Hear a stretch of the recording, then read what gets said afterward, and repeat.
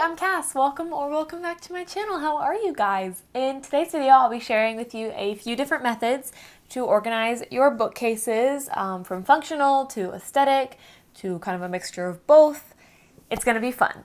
Jumping right in, the first method is actually alphabetical, and I'm not talking about like in libraries when they're alphabetized by the author's last name. I'm talking about the title. In my opinion, if you have a much larger book collection, like triple the amount of books I have, then I think this method would be very helpful to locate your books. And there's going to be pros and cons for each method, the pros being easy access in this case. As long as you know the title and know the alphabet, you can find your book. I don't always remember the author's name, let alone the author's last name, so organizing it like a library by the author's last name just wouldn't really make sense. Unless you're an uber book nerd and know every single author's first and last name, then you can organize your bookshelf in that method, but I am definitely not that smart. So by title, that I could handle. Now, a lot more cons outweigh the pros in this method, in my opinion.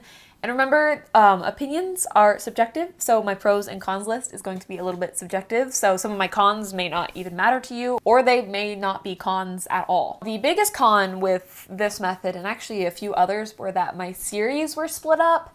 And my favorite book series, you can kind of see behind me right here, is Ranger's Apprentice, and that's 26 books long, and I like having them all together where I can just stare at them in all their glory.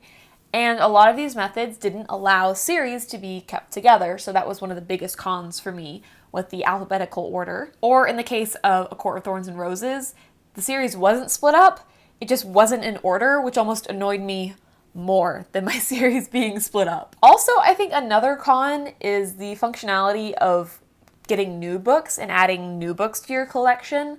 Like if you have a book starting with X, Y, or Z, that's pretty simple to just shift your books over and insert it.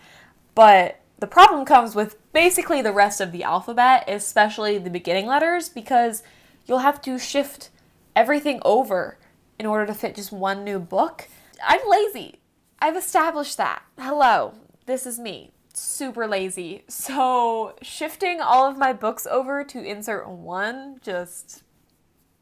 And then remembering where they go, like to put them back, to keep them... That's just like a lot of work. So for me, the alphabetical order didn't really work out, but it was cool to try and to organize it in that method. And I must say, when you are organizing, don't try to just wing it.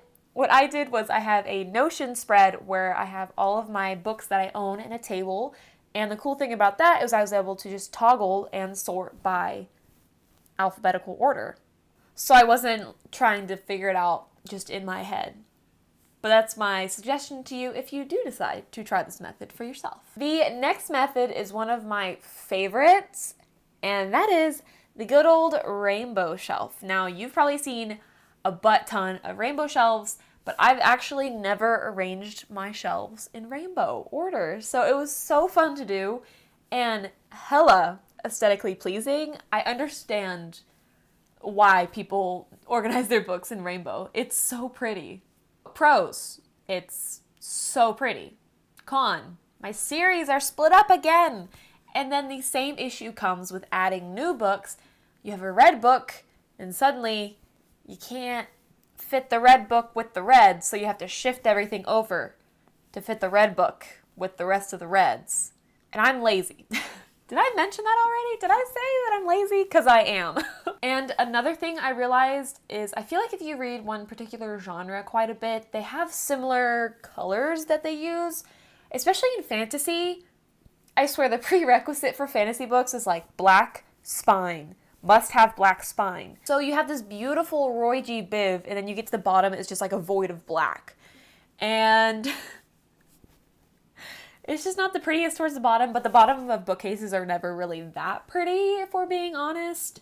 But even though the bottom isn't as pretty as the top, I think this is the easiest method to make your shelves look aesthetic if you're looking for a super simple way to do it. Rainbow shelves, you can't really go wrong. It's a little bit of a pain when you're like, what colors are these? Is it yellow? Is it orange? I don't know. For this next method, I just kept the books in the order that they are because it doesn't actually matter the particular order, but essentially all the books that I have read, I just flipped where the pages were facing out. That way, the only books I could see are books that I haven't read yet.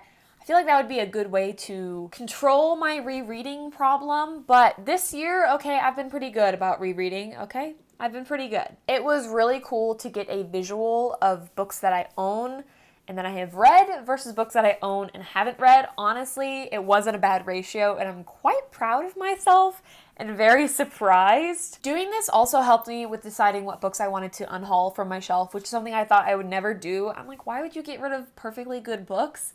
However, I realized there were a few that I was never going to pick up at all. So why am I keeping them on my shelf? They're just taking up room that can be filled with other books. So that definitely helped, and it helped to visualize my TBR. It just wasn't aesthetic. I mean, the spines are what's aesthetic about the books and the covers, not the yellowing pages. However, I think it would be really cool if you have like special editions that have painted edges or cool designs on the pages, to have a single shelf dedicated to having them flipped the other way. I think that would be a cool thing. That way you can actually appreciate the artwork on the spine.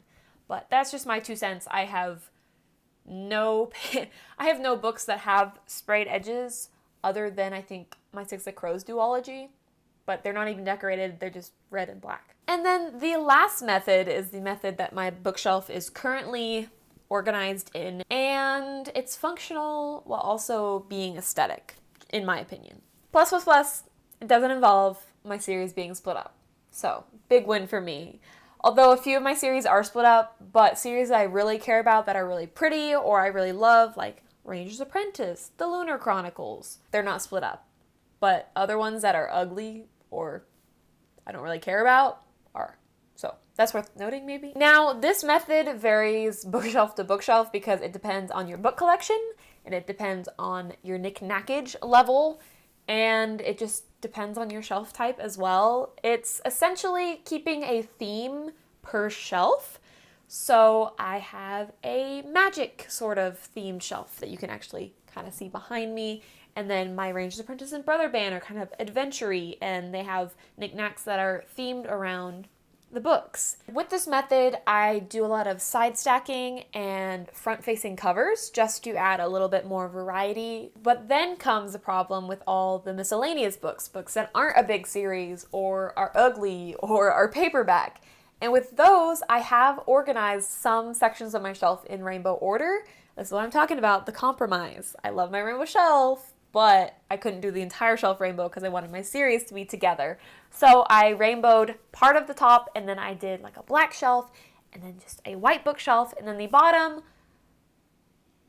Okay, we don't talk about the bottom of bookcases. Surely this is a rule.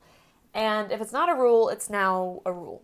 Don't talk about the bottom of my bookcase, okay, please. It's not the most ideal or aesthetic solution to kind of have the books shoved in the bottom, but I'll be getting a new shelf, and a lot of those are miscellaneous books, and it just takes a lot of organizing to figure out what I want my shelves, like each shelf to look like. And when I get a third shelf soon, my bookshelves will probably change again, and that's the coolest thing. Like, the more books you get, the more you can organize it, and if you unhaul, you can reorganize it. So I hope this video was able to provide you with some inspiration. You don't have to follow these methods to a T. One of my favorite things to do is look at other people's shelves, and I would love to look at y'all's shelves if you have bookcases. So you should totally message me on Instagram, which is doodlewithcass. I'll also leave it linked below, because I want to see what y'all's bookcases look like. I've shown you mine in various different forms, so now it's your turn to show me yours. Also, thank you so much for making it all the way to the end of the video. It literally means the world to me that you stuck around this long, and if you did make it this far, be sure to let me know down in the comments what book you are currently reading, and maybe some of your thoughts on it. Anything book related, you can comment. Like, anything you can comment, but specifically book related, like, I see you. I just want to stalk people's reading habits. That's it for the video, and I hope to see you in the next one. Toodles!